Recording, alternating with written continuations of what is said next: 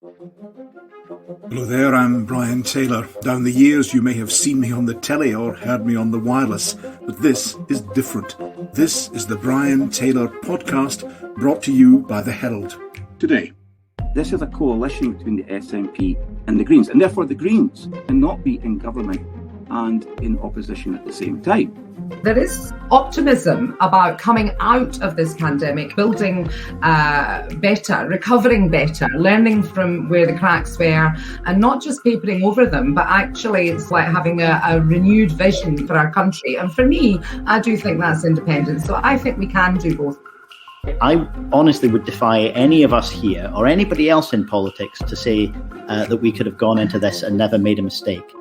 hello there, and a very warm welcome. I'm Brian Taylor, and this is my latest Herald podcast. Now, before we get going with the guests, first a wee plug. To get all the Herald's brilliant content, well, you should subscribe, shouldn't you? And you can get a cracking discount of 20% by mentioning the code at the bottom of the page now. That's Herald Pod 2021.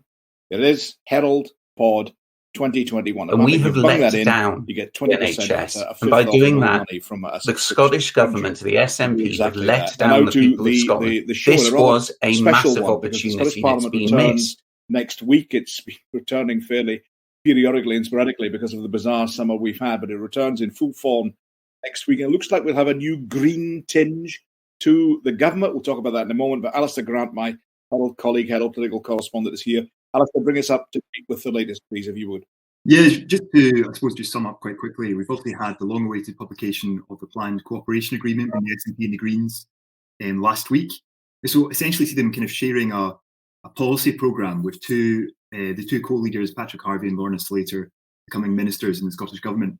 However, it kind of stops short of being that full coalition like we've seen kind of elsewhere in the UK in the past, and the kind of early years of Holyrood, of course, with the Liberal Democrats and Labour. But they've got kind of areas where the two parties have agreed to disagree. Those stuff like the kind of role of GDP, aviation policy, international relations, those kind of things. But we've also got a number of kind of areas where they've kind of almost kind of had this kind of shared policy programme with things like, you know, on environment, active transport, kind of child poverty, measures to tackle that. But we've got this agreement. We've had it confirmed today that the responsibilities of the new Green ministers will be one will be kind of covering transport, housing, tenants' rights, and the other will be covering energy, green skills, and the natural environment. I'm assuming, I don't know if I'm right about this, but I'm assuming the latter would be Lorna Slater, considering her kind of background in green energy. That was her job before she entered politics. But one of the kind of final hurdles, I guess, will come this weekend when the Green members will meet up to vote on the deal on Saturday. And if it all goes through and it all goes smoothly, I guess we'll see a new chapter open up in Scottish politics. We never had Greens in power in the UK before, so it'll be interesting to see what happens next. Alistair, it will indeed. The final hurdle was a Dundee United fanzine. It meant that we hadn't won the cup, but we've actually now won the Scottish Cup twice. And Patrick Harvie, I'm delighted to say that Patrick joins us, and he's beaming there like the putative, I stress, putative minister that he is, but tentative potential congratulations, Mr. Harvie. Thank you very much indeed for joining us. Tell me one thing. Alistair mentioned there GDP, gross domestic product. That's the measure by which the economy grows. And we with a statement today from Kate Forbes, Finance Secretary, backing fair and sustained economic growth and stressing that unless you get that growth, you ain't got no potential to have public spending. Well, you guys, the Green guys, you take a different view of that. You don't really believe in economic growth, at least as far as the GDP measure is concerned. How are you going to manage to square that in government? Well, thanks for inviting me onto the podcast, Brian, and thanks for the slightly premature congratulations. The matter is, as you know, still in the hands of our party members, and we have a little while yet till we get a final decision. But yeah, for as long as the Green movement has existed, there has been a fundamental challenge to the idea.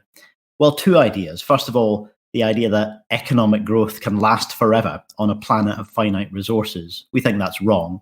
And secondly, the idea that GDP, gross domestic product, is an effective way of measuring how healthy and how successful our economy is. GDP is a measure of the transactions in our economy. Effectively, it counts all of the good stuff and all of the bad stuff that's happening and just calls it stuff. And it says we just need constantly more stuff whirling around the economy. So there are many, many forms of activity which undermine people's health and well-being, but which contribute to GDP. Now, don't get me wrong, there's a lot that GDP counts that's important, that's good for people, and that's good for communities. But as a metric, it doesn't distinguish between what is socially and environmentally benign and what is harmful. It's possible to measure GDP. You've just described the flaws you see in it, but you're talking about something like well-being or wellness, and it strikes me that is so inchoate and imprecise that you can't measure it in the comparable way that you can measure gross domestic product. Well, a number of governments have tried, including, I see Stephen Kerr nodding away with your criticism there. The Conservative government... shaking his head like nobody's business on your earlier stuff as well. The Conservative government under David Cameron was keen on this idea of finding other ways of measuring the economy. So it's not purely a left critique. It's something that politicians and economists right the way across the spectrum have struggled with.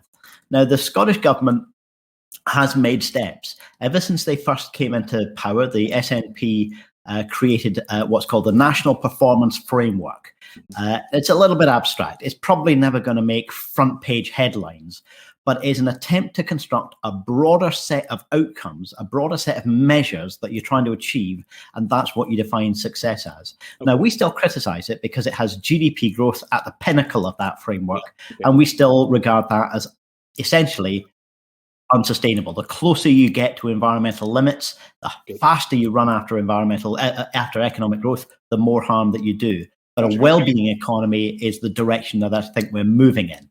Patrick, I'll bring in the others in a second, but one question, it may seem a bit trivial, but in some ways it summarises the fact that the Greens are entering government.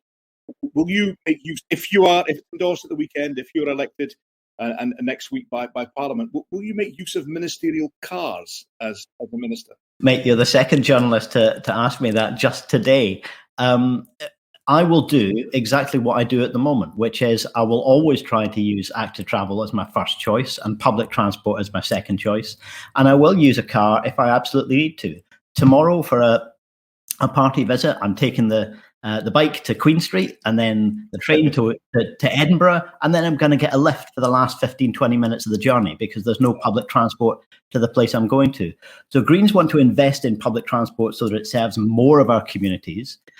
But we always recognise that there is a place for the car, but it's in the right context and when it's necessary. So, if the party agrees that we should enter government, I think you will see us taking exactly the same approach. Use a car when it's absolutely necessary, if there's no alternative, but you'll still see me on my bike getting about Glasgow. That's the way. Well, there's two of you. Get a ministerial tandem. I'm joined now by Stephen Kerr, who got a name check earlier. Delighted also to welcome Alex Cole-Hamilton. Now, I can actually genuinely congratulate him, the new leader of the Scottish Liberal Democrats. Congratulations. Thank you, Brian. Thanks so much.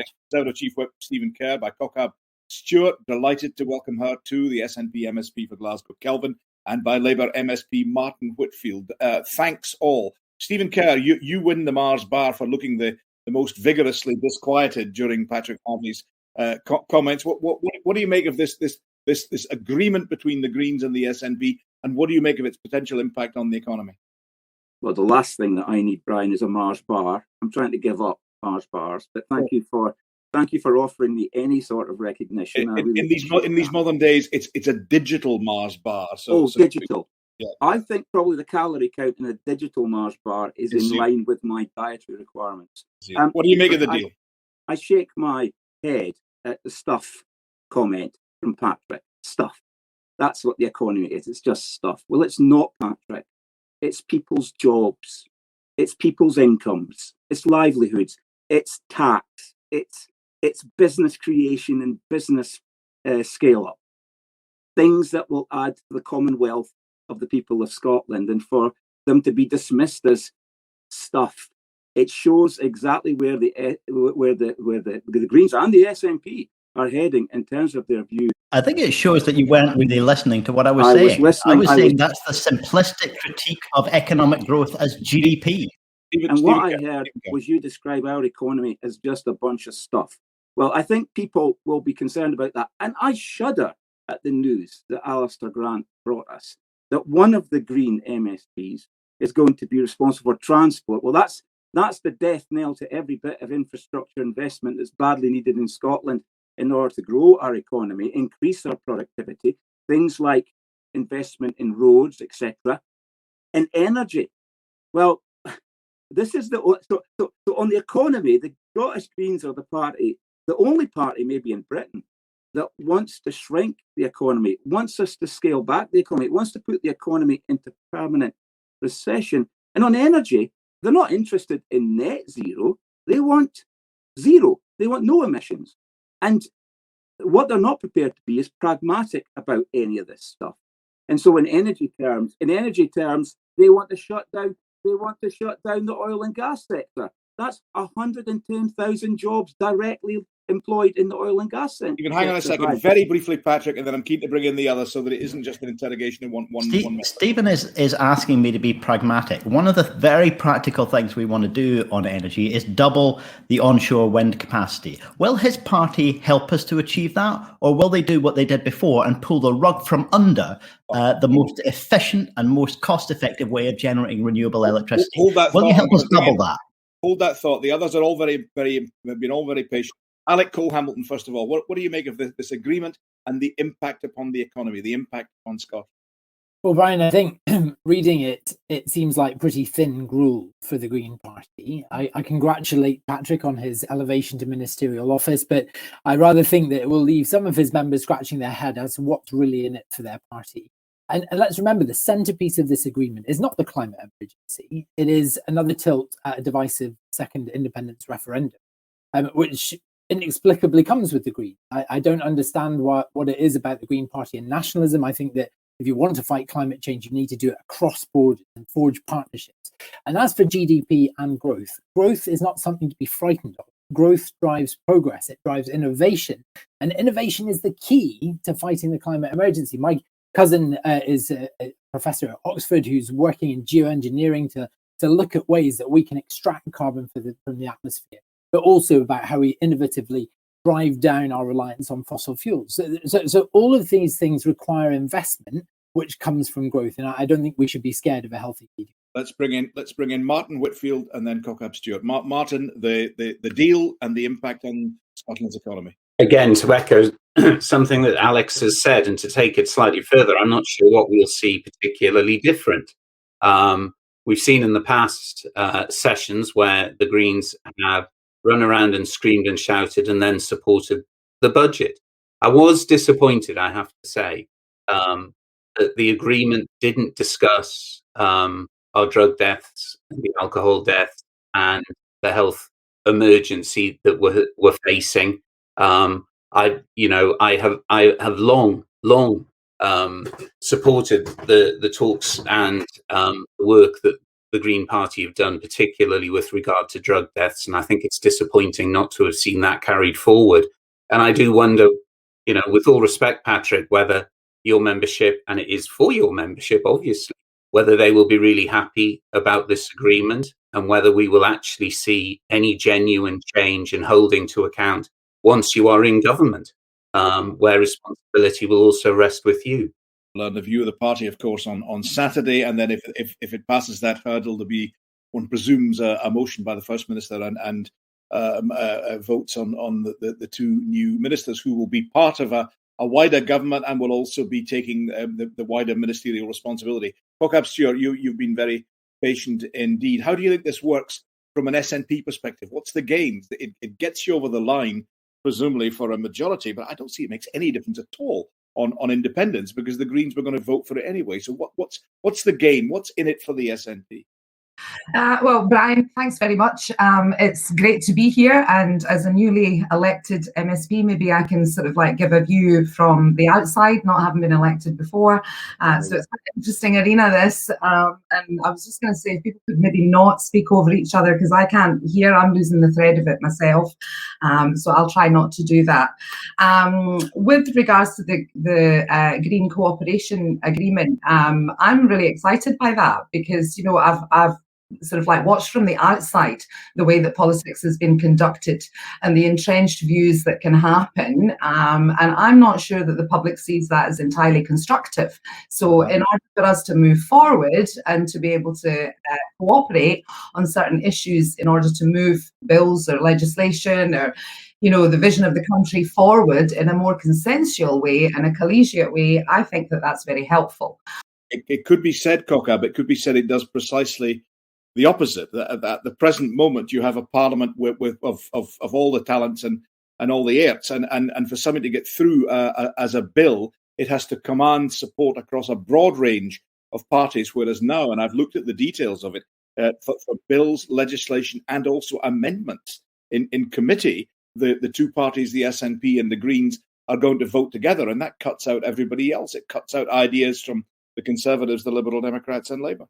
It doesn't cut out the scrutiny at all. And remember, the SNP and the Greens are very distinct parties. The cooperation agreement clearly allows for the distinct nature of our parties. Whilst we will try and reach consensus and have agreement on certain things, I have no doubt whatsoever that the robust nature of the debates that already happen in the chamber will continue to happen. Yeah, the robust debates will happen, but the Conservatives, Labour and the Liberal Democrats will always lose, because now there is a predetermined SNP Green majority, and it's not just on the big policy issues, it's on the detail of legislation and on amendments to legislation. There's been a whole pile of amendments in the past Parliament that were got through by opposition parties. Yeah, but Brian, I think you're coming from the old sort of like view of the fact that no matter what somebody says, people are going to stick to party lines and things. From what I can see, people are willing to consider amendments, and there appears to be a lot of negotiations and things that go on. So that consensus can happen before. It doesn't have to be as adversarial as it is. Okay, I've got a hand raised, and it's Alec Cole-Hamilton. I've got a hand raised after that, Stephen Kerr, and then Patrick. Alec Cole-Hamilton, then Stephen, then Patrick, please. Yes, Brian, I'm afraid that you're absolutely right. The legislation will now go through unamended and untested. I mean, the Scottish Parliament was designed as a unicameral legislature. What does that mean? Well, it's only one chamber. It doesn't have a revising chamber like a Senate or the House of Lords south of the border. It was always felt that the committees would be the revising chamber. And we saw from the majority term of administration under the SNP that legislation just went through on the nod. There's this nice, pleasant fiction that Kaukab is talking about, that we will consider every amendment on its merits, is hogwash. That doesn't happen. This is a controlling, commanding administration which likes to have its way. And if it's not its idea, it won't countenance change. So I think this points to a problem in the structure of the Scottish Parliament, and arguably a need for reform. Okay. I've got Stephen Kerr next, and then to Patrick. Yeah, Stephen. Yeah, I'm going to come in on what Alex has just said. This is actually going to show up the weaknesses of the Scottish Parliament in terms of its ability to hold the executive to account. This is not a new phenomenon. It was very evident in the last session that was the case. I'd also like to say there are really serious implications for the operation of Parliament in terms of what happens in the chamber as well. So, for example, at the moment, the Greens have got a preferential place every week in FMQs. Well, you can't be in the government and the opposition. And I really want to knock on the head this idea that this is not a coalition. This is a coalition. That's exactly what it is. And no matter how much Nicola Sturgeon tries to pretend that with her higher intellect, we should all understand what she's talking about. You remember that line from the summer? Well, let me say this. I perfectly understand, as do the people of Scotland. This is a coalition between the SNP and the Greens, and therefore the Greens cannot be in government and in opposition at the same time. Therefore, they must lose preferential treatment. They must lose preferential speaking slots in debates. And this is a test for the vibrancy of our Parliament as a place where the executive is tested and held up to scrutiny. And it'll be interesting to see what happens in the next few days and weeks. Thanks, Stephen. Patrick, quite a lot to absorb there. How about all of that? Yeah, Stephen knows very well that we've never had preferential treatment. We're treated equally as all political parties are, and these decisions are for the presiding officer. The presiding officer will continue. Forgive me, will you still be able to pose questions to the First Minister, even though you'll be in her government? That will be for the presiding officer to decide, and even SNP backbenchers do get to ask questions at First Minister's question time from time to time. Not ministers, no, not ministers. But SNP members do get the chance to ask questions of the First Minister and of other ministers. The wider point that I would like to deal with is, and it is a little odd to hear this critique coming from Conservative and Lib Dem colleagues, this idea that a single party majority is outrageous when they worked together to form a single party majority at Westminster not so long ago. That was subject to the revising chamber of the House of Lords. And Alex Cole-Hamilton's party was in a two-party majority for 8 years in the first two sessions. It was a coalition, Patrick. Look, all the way along, whatever the format of the government, the willingness of ministers to engage across party has been varied. When there was a coalition, some ministers were good at it and some ministers just batted off any idea that came from the opposition parties. When the SNP were in power, some of their ministers have been good at it and some of them have been bad at it. I think it's always good for ministers to have an open mind, to work across party lines where they can. And if I have the opportunity to serve in that capacity, that's the way I'll work, absolutely. And it would be a breath of fresh air from the last 6 months before the election, which was so hostile, so toxic, so polarized, and riven with the kind of the attitude of online conspiracy theorists brought into the chamber in the tone of the debate that some people were bringing. That was so ugly. What we want to see is political parties working together to make life better for people in Scotland. Thanks for that. Stephen Kerr and then Martin Whitfield. Stephen, then Martin, please. So the examples that Patrick cites are coalitions. So I think we've had tacit acceptance from Patrick just now that what we've got with this agreement is a coalition government. And therefore, that does change the shape of the preferential speaking rights in the chamber. And he shakes his head, but he just compared this current scenario with the 2010 Conservative Liberal Democrat coalition government at Westminster. I compared that scenario with what you'd been saying. And nobody gets preferential treatment. You just know that's not true. In debates, you get opening and winding up speeches. As do all the other parties. There's nothing preferential about it. Martin Whitfield. Let the debate abate slightly so that everyone can be heard. I think the difficulty that you have, Patrick, is that you are mixing up two aspects of the Scottish Parliament. Firstly, in the sense that the De Hoyt system dictates the speeches and the breakdown of speeches across parties. But then you are convalescing that with the fact that you are going into government. And when we come to debates and we have openings by ministers and closing by ministers, then within that format, your party is sitting on the side of government.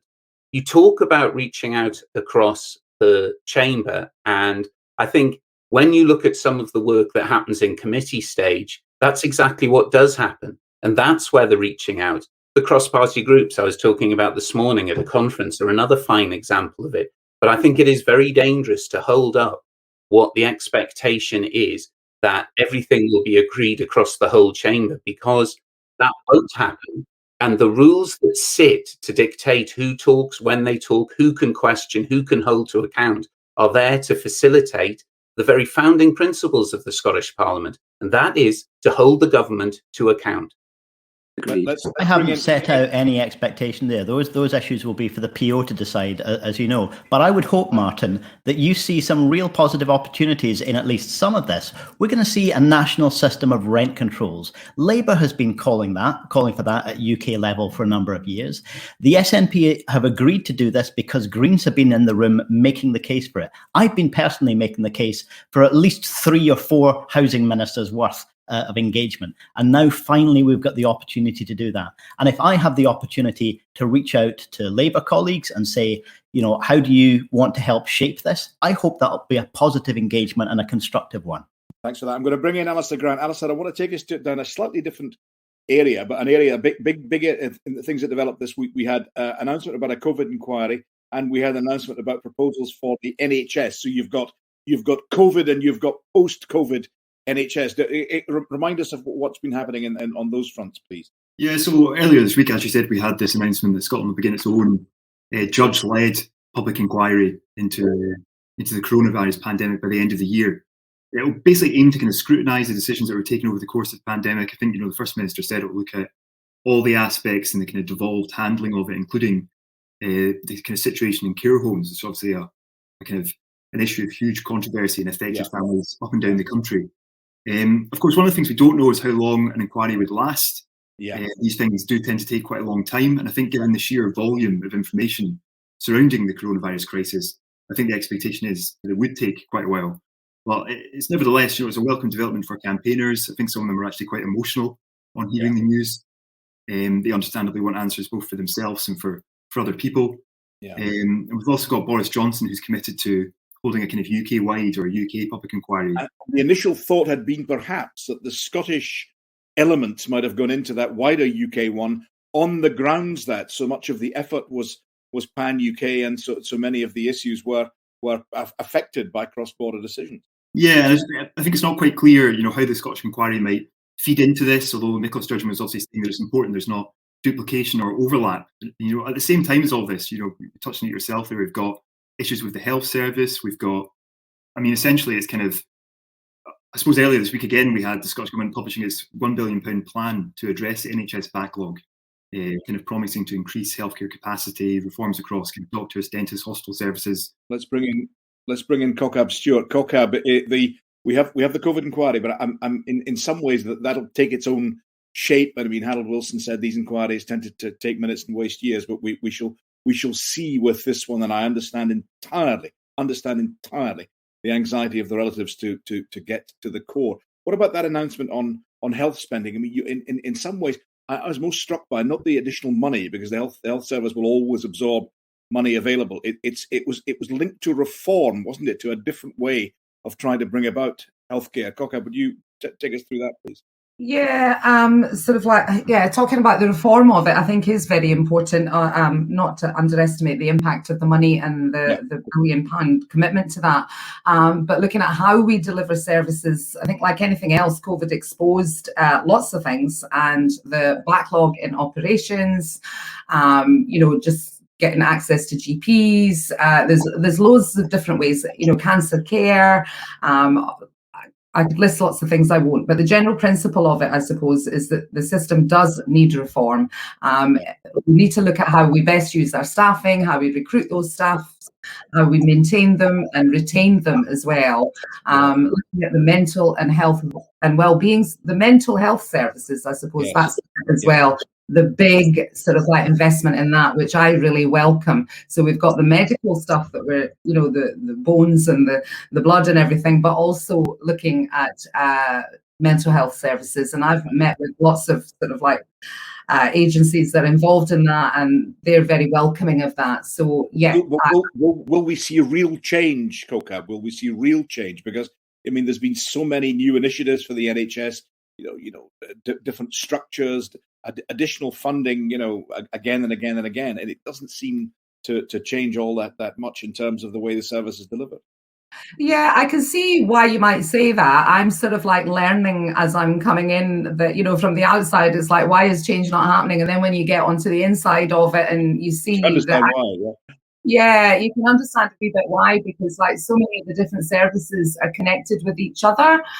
So whilst you've got the NHS, you can't, that's health policy, but that has a knock-on effect on social policy. It has a knock-on effect on economic policy as well. So housing, all these things are interconnected. So I'm glad that the inquiry is going to take its time over it and to explore all the issues that are nuanced, they're quite in depth, and I hope it takes a human rights-based approach to it as well. So not just looking at the numbers, but also looking at the impacts on particularly like, marginalised, underrepresented groups. I've had representations from many groups, with sort of their own unique set of medical circumstances, but also from ethnic minorities, from children, from homeless, from all that point of view. I do hope that I am optimistic that change will come. Forgive me, just briefly on the inquiry, is it likely to produce some awkward moments for Scottish ministers? Well, I don't think that the Scottish minister, I watched it, from sort of like home while we were during that period. And I don't think the ministers were ever saying we've got this right. In fact, as I heard Nicola Sturgeon saying it many times. Jean Freeman quite famously called it wrong on the transfer to care homes. Yeah, and I think that, you have to be able to own up to errors that were made, and I can't make any comment on that because I wasn't in the situation, didn't have access to all the information. However, I think that, if people reflect on it, and the information is changing all the time, I bear that all in mind. But is it so bad to have uncomfortable moments where you can look back and think, could have done it differently, could have done it better, and that equips us better for the future? And that's a bit more grown up than being frightened to make mistakes and getting a pan in from oppositions. Thanks, Kaukab. Let's bring in some other Stephen Kerr, the COVID inquiry, and above all, perhaps the new direction that is being mapped out for the NHS. Are you convinced? Well, first of all, I'm delighted to be able to tell you that so much of what Kaukab said I can agree with. So I'm following Patrick's encouragement there that we can work together on things that are of absolute vital national interest. And nothing is of more pressing national interest right now than the remobilisation and recovery of the NHS. So I'm glad that we've been pressing as Scottish Conservatives for a COVID inquiry. There is a consultation on this now. There needs to be action on it. The commitment is that the inquiry should be set up before the end of the year, and that's very much what we hope will happen. But I have to say, on the NHS pamphlet that was produced, I'm afraid 100 days ago, or plus 100 days, because actually, in actual fact, the SNP ability to count to 100 was called into question in the timing of the 100 days, which is another issue. But to produce after 100 days, by the SNP's reckoning, a 28-page document with lots of white space and lots of graphics is thin gruel. I think that was a phrase that used earlier. On such another phrase that was used. Nicola Sturgeon said your complaints were ludicrous. Well, of course, everything that anyone ever says to the First Minister that she disagrees with ends up being described by her as ludicrous, which is the antithesis of the working together and listening to each other that Patrick was espousing earlier. So good luck, Patrick, with disagreeing with the First Minister when you're a minister in the government. But this should have been, after 100 days, something that would have had a lot more detail, because this is absolutely a critical issue. Now, the Cabinet Secretary for Health and Social Care himself said, and I asked him about this in the chamber in a debate that we had on the NHS recovery plan, which we were still waiting to see, and now we've seen it's 28 pages, as I say, and he said that it would take many years for the NHS to recover. Now, this has got to be put into the context of the NHS, the SNP's commitment at the election, that in the first year of government, that they would restore the NHS not only to its capacity levels pre-COVID, but plus 10%. So straight away, the 100 days has produced a broken promise in respect to this particular commitment. And there are so many things that we need to work together on, and nothing is more important than this. I mean, we are facing this backlog issue that Kaukab mentioned is a huge issue. And in one specific area I want to mention, because I feel very strongly about this, is mental health. Yeah. Where people in Forth Valley, which is part of my Central Scotland constituency, can be waiting for 2 years. Young people can be waiting for 2 years to see mental health specialists, and that is shameful. What we are dealing with now is a lack of workforce planning and a lack of planning full stop from the SNP government going back many years, in fact, going back to Nicola Sturgeon's time as the Cabinet Secretary for Health. And what we need to do now is get into the nitty-gritty and develop a detailed plan that will actually deliver on the headlines that we got in the 28-page pamphlet. Okay. Let's bring in Martin Whitfield, then Alex, and then Patrick. You've been very patient for a while. Briefly, if you would, on the health issue and the COVID issue. Martin. I mean, certainly dealing with the health issue, the publication was as underwhelming as it was overdue. But what I did find disappointing was the complete lack of explanation to existing staff about how they are going to be supported back. They have worked, they were applauded, they have saved so many people, and now they've just been abandoned.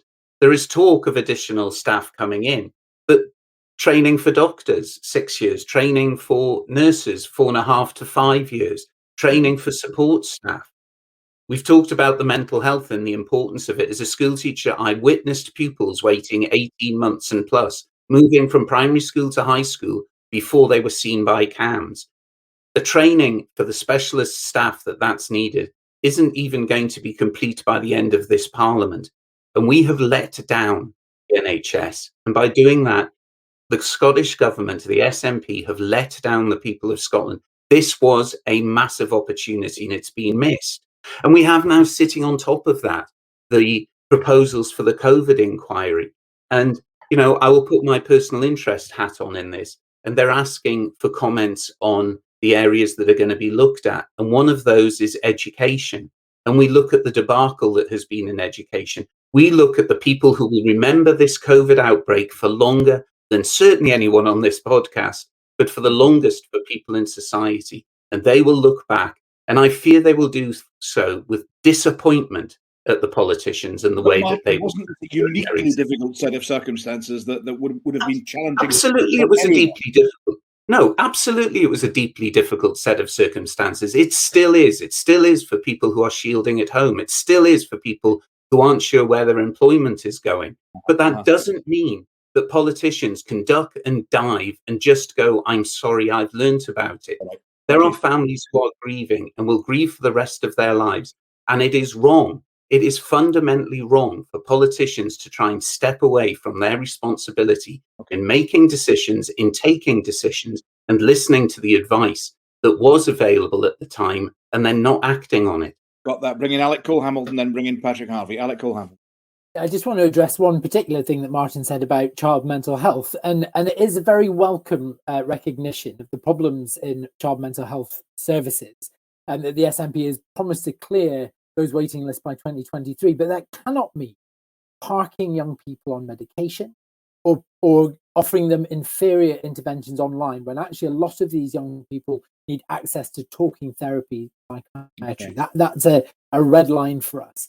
In terms of the recovery plan itself, again, very underwhelming. I think I was more concerned with what it didn't mention. It didn't mention anything about the NHS treatment time guarantee. We've got patients who, even before the pandemic, were clutching letters saying they'd be seen in 12 weeks when there wasn't a hope of them seeing in 50.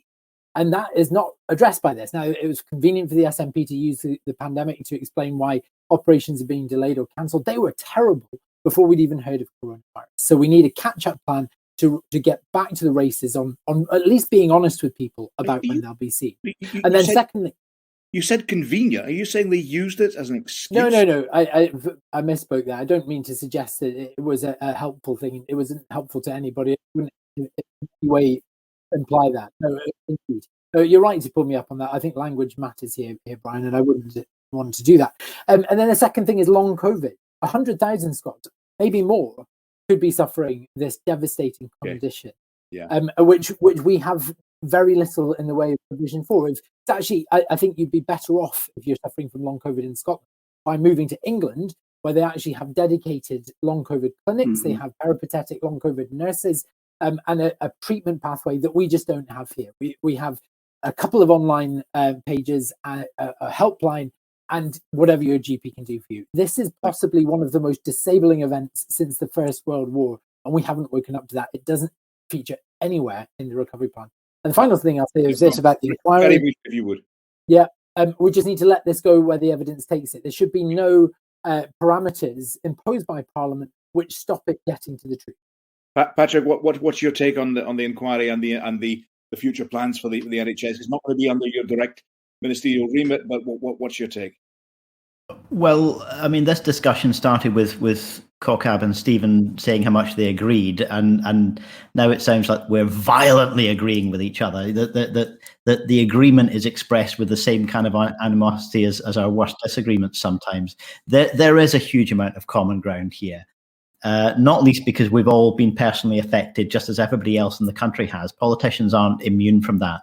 I remember right at the start of this, Nicola Sturgeon standing up and saying, I will get things wrong. We as a government will get things wrong. And I honestly would defy any of us here or anybody else in politics to say that we could have gone into this and never made a mistake. So undoubtedly, mistakes will have been made.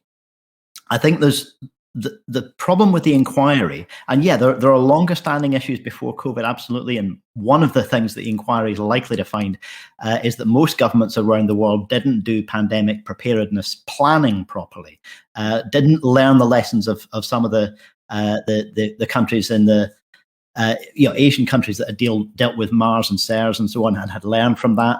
we didn't apply that properly. I mean, all of our pandemic planning was based on flu variants.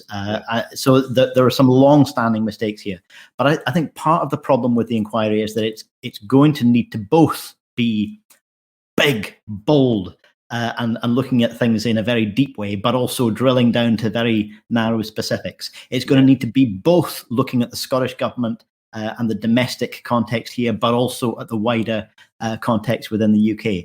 It's going to both need to take years to do long, detailed work, and it's going to need to report soon on issues that we'll be legislating on soon, like the care system. So it's going to need to do all of those things. I suspect it's going to have to take a phased approach and focus in narrowly on some specifics first of all, and not be expected to do everything all at once, because I think that would be an impossible task. Will you be supportive, even though it's not in your ministerial remit and there are exclusions, etc., and exceptions? Should it go through and should you become a minister, will you feel the need to be supportive of those ministers who may face criticism for their actions as a result of the inquiry? Will you feel the need to support the health programme generally, or will you be reserving the right to be critical where you feel it's appropriate? Well, there's a great deal in health policy that isn't in the shared programme. Our shared programme does include a lot of investment in mental health, for example, but it doesn't cover the whole of health. So on those issues, we'll continue to work together in good faith and try to reach agreement. And only if we absolutely can't, we'll add those issues to the excluded issues within our agreement and ultimately agree to differ. I think that's a reasonable way for political parties to operate in a constructive way, in good faith, but ultimately disagreeing where they have to. But, supporting ministers who have been found to, they've made some errors of judgment or they've made mistakes, if that's what an inquiry finds, supporting a minister in that case may mean supporting them to learn and to draw on that as experience to become better. Or, if there's an issue of direct incompetence or of breaching the ministerial code, they may frankly need to be supported into a different role in public life. That will be a judgment for the First Minister, whether someone has breached the ministerial code and not done their job properly. But that's always the case. And the idea that this ceases to be about learning lessons and trying to improve ourselves and becomes just a blame game, I think that would be serving the interests of the party political game, but I don't think it would be serving the interests of the public. Well, let's talk about the interests of Scotland for the future. I'm going to bring in Alistair Grant here. Alistair, one thing that's mentioned right at the top of although I'm slightly sceptical about its impact, but mentioned right at the top of the agreement between the SNP and the Greens is that they want a referendum and they want it within this Parliament. Explain that to us, if you would, Alistair. Yeah, so I think this will be one of the things that certainly journalists will be looking out for when Nicola Sturgeon sets out her programme for government in the coming days or weeks. I think all eyes will be on what she says about independence, any legislation on a second referendum. So obviously, as you said, the SNP Green Deal pledges to secure that referendum after the COVID crisis, although it doesn't really define what it means by after the crisis. Yeah. It says it will be in the current parliamentary session, and that if the crisis has passed, the intention would be to hold it within the first half. So that's kind of before 2024.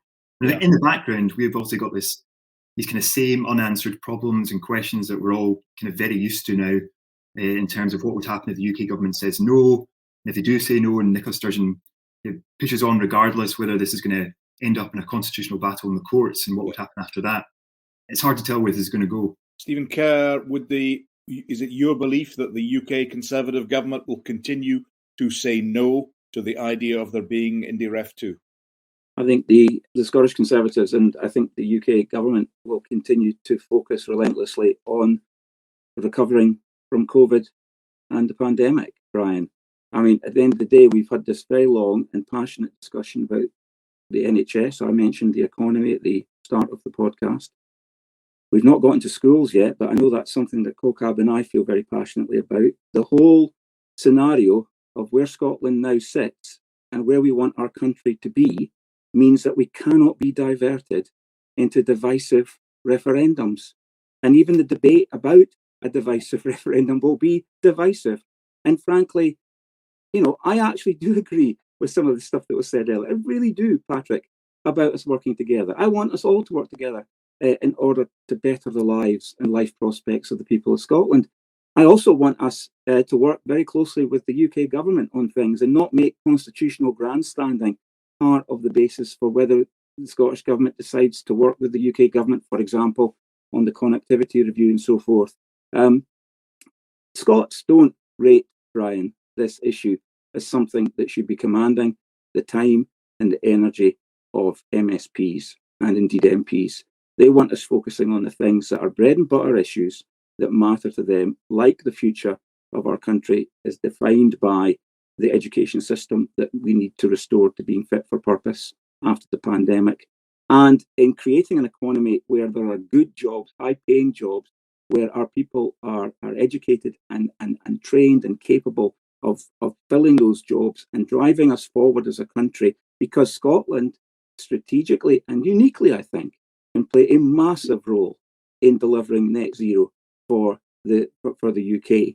We've got so many opportunities. We've been blessed with this wonderful country and all of its assets. We need to work together to make sure that we do the best we can for our own country, but also for the planet. And that's far more important than an Indian referendum.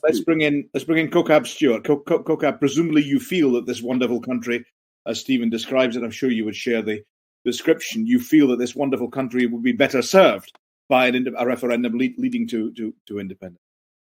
I do. However, I also agree with Stephen that at this moment in time, the COVID recovery is essential. That's the most important thing. There is no debate about that. Whether you're an independent supporter or not, COVID doesn't see the difference in that. So that is the priority. However, I don't think that it is as divisive as Stephen is making out, because you can do both. From what I can see, there are plenty of sort of like ministers. There's 129. There's loads of folk there, and the population out there as well. There is optimism about coming out of this pandemic and sort of like, building better, recovering better, learning from where the cracks were, and not just papering over them, but actually sort of like having a renewed vision, for our country. And for me, I do think that's independence. So I think we can do both. What if May voted in the country? Stephen was saying that there isn't the appetite for it. There is. In May, people voted for the SNP. They voted for the Greens. Those are two, parties that have got independence there right on the table. What if? Okay, I'll bring in the others in a second. Kaukab, what if you say they shouldn't? You say they should be holding a referendum.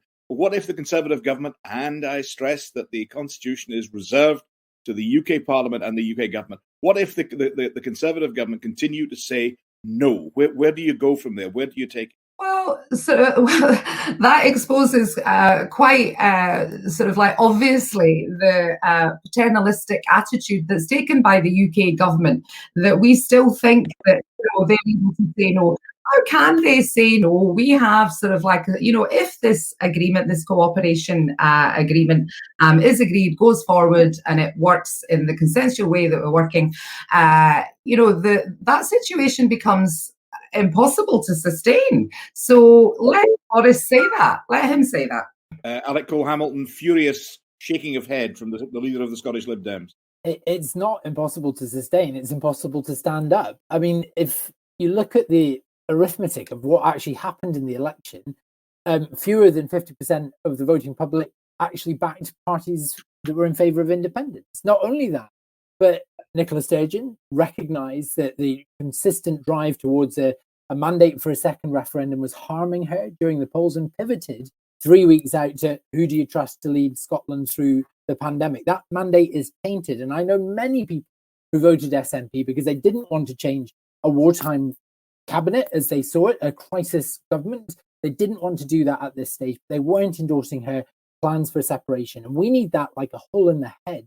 Kaukab says, there's plenty of us, we can do other things as well. Well, no, it's starved our policy of oxygen for the last 10 years. It's why there are warning lights flashing across the dashboard of public policy in Scotland. And why? Because ministerial attention and interest has been focused on one thing and one thing alone. And the final thing I will say is this. There was a poll of Green Party supporters before the election, which actually shows that more than half of Green Party supporters do not support it. I will be looking aghast at this deal and be thinking, what on earth has this got to do with tackling climate change? That should have been the centrepiece of a coalition deal, not breaking up the United Kingdom. They'll have a chance to vote aghast on Saturday. Let's bring in Patrick Harvie. Patrick Harvie, are you confident that a referendum will take place on independence during the lifetime of the present Scottish Parliament? Well, first of all, I think Alex is quoting from an Ashcroft poll, which we all know was a heavily skewed sample and has been blown out the water in terms of its credibility. But the idea that the UK government simply says, no, you can't, as their only answer to the aspirations of the people of Scotland to make a decision about their future, the idea that no, you can't is the only answer, I just don't think it stands up. And, the other point that we've heard, and Stephen made this point, and I'm sure he made this point in good faith. I don't doubt his sincerity of saying it.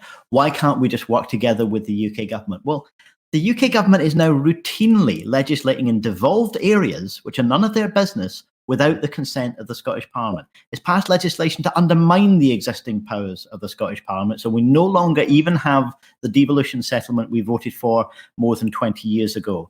And they've taken the Scottish Parliament's legislation to court to try and strike it down just for implementing things like children's rights, which are wholly devolved. So the idea that we can work together with them when they have refused point blank to put meaningful intergovernmental machinery in place, I just don't think it's credible. Patrick, same question. Hold on a second. Same question to Patrick that I put to Kaukab Stewart. If the UK government continue to say no because they say it is not in the interest of the Scottish people and the governance of the United Kingdom, what do you do? Well, there are different legal opinions that have been expressed about whether a referendum bill could be passed without a Section 30 order. I don't want that to get to court. It could do it in time. I don't want that to happen because the way it should happen is by just respecting the democratic process. If this issue can be resolved democratically, then how can it be resolved democratically when the people of Scotland have voted for pro-independence majorities in both their parliaments repeatedly?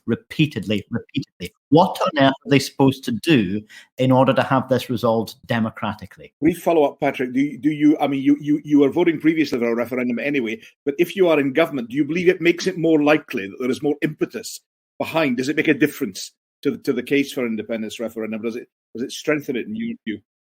I certainly hope it does. And, Scottish political landscape has shown itself capable of innovation, new ways of governing on several occasions. This is another innovation. And I hope that stability that it will create reinforces the case for the democratic will of Scotland to be respected. But that case is already there with the pro-independence majority in Parliament. Simply put, no Democrat can really resist it. Okay, I'll bring in Martin Whitfield and then the others. Martin Whitfield. I was just really going to come on to comment in respect of something that Patrick has said and sort of invite the hope that within the next, month, 6 weeks, the Supreme Court will hand down its decision on the UNCR implementation bill. Will the Greens fight to make sure that we've got legislative space so that any parts that are struck out can be redrafted, inserted, so it can become law as fast as possible? Very, very brief answer, Patrick, and then back to Martin Whitfield on the wider referendum. I very much hope that won't be necessary, but if it is necessary, then yes, all political parties should work together to find the most effective way of making sure that those rights are enshrined in domestic law. Thanks. Back to Martin. Where are we on a referendum? Where are we on the need for a referendum? Martin Whitfield, on the need for a referendum. Quickly, with regards to the referendum, I think when we look at the NHS publication, where they're saying quite categorically that treatment centres aren't even going to come online until the second half of this Parliament. This Parliament needs to concentrate on COVID recovery. We need to look after our young people. We need to look after those people in work. We need to look after our older people. And we need to look after the environment. We have the COP meeting coming up in weeks. Now is not the time. And with the greatest respect to Kaukab, and it is with absolute respect, I have yet to see this government deal with more than one thing at the same time. Yeah. Alec Cole-Hamilton, you're nodding there. Alec Cole-Hamilton. I think, that goes back to the warning lights that are flashing across the dashboard of public policy, whether that's the educational attainment gap, where it's the missed the missed climate change targets, the delays to the extension of funded childcare, the threadbare state of our police force, DRA reform. This government pushes back the issues that are hard, and it focuses constantly, relentlessly towards the drive of separation. And this is harming our citizens. There is a muscle memory, Brian, to the politics of Scotland, where every single vote in every election is now about a mandate for a second referendum. It has become the alpha and the omega of political debate in Scotland, and we aren't getting on with the business of government. And I really hope that the people of this country start to see both of these parties for what they are, that this is the primary reason for their existence, and will vote them out. Stephen Kerr? Yeah, I have to say I agree with much of what I've just heard. I mean, I have never underestimated Patrick's political skills, but my goodness, that was spinning like a spinning top on a sixpenny piece. All that stuff about how the Conservatives are legislating in devolved space and all the rest of it. And he knows full well why the UK government needed to take the steps it did in respect to the legal advice that the Scottish Government and the Parliament had about legislating in areas that are actually reserved. You cannot legislate in a devolved Parliament for the behaviours, actions and expectations of UK ministers. But I'm a Democrat, absolutely a Democrat. I believe in our democracy, and I'm going to be absolutely frank with you. I knock on a lot of doors even now, and I do not have people telling me that this is the biggest issue in their lives. What they're talking to me about are the things that I listed earlier on. They care passionately about the future of their children. They care passionately about the NHS and the NHS workers. And we've had some.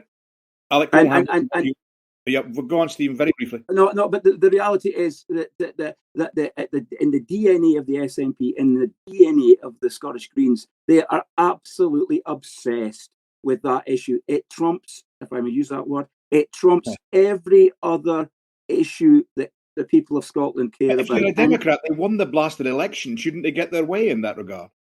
What they should be listening. What the election result, Brian, says is the people of Scotland want their politicians to work together to tackle the issues that arise because of COVID. They want us working together to fix the things that matter to them. Alec Cole-Hamilton, you want a brief intervention, and then Kaukab Stewart. Alec first, please. Thank you for bringing me back in. Yes, both of these parties, Brian, are asking to vote in a blank check referendum.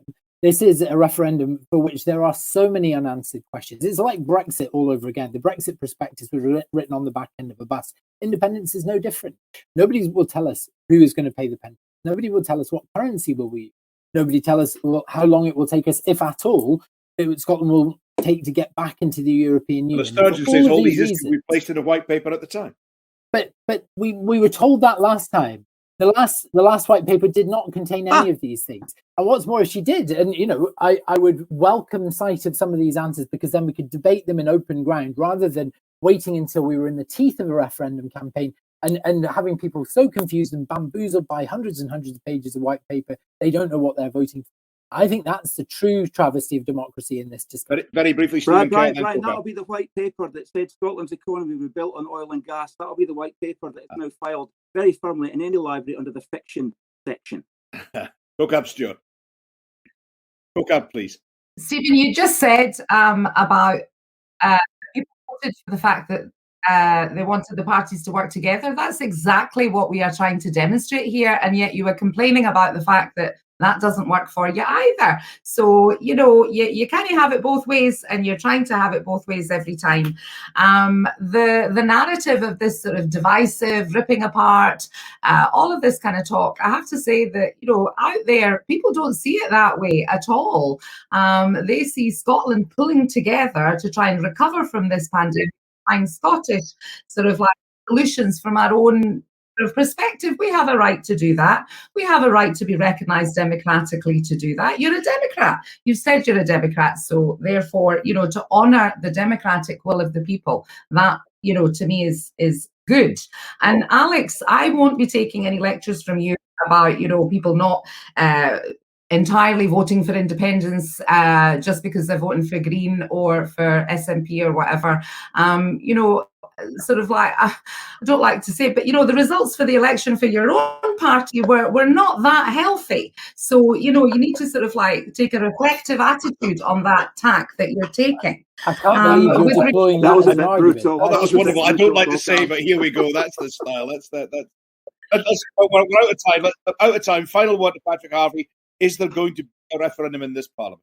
I was just really delighted to hear Alex demanding more information and more urgency from the Scottish Government on independence. I'll tell you what, mate, I'll do my best to G them along a bit. How's that? Please do, and then we can have an open debate about this and show what a ridiculous idea this is.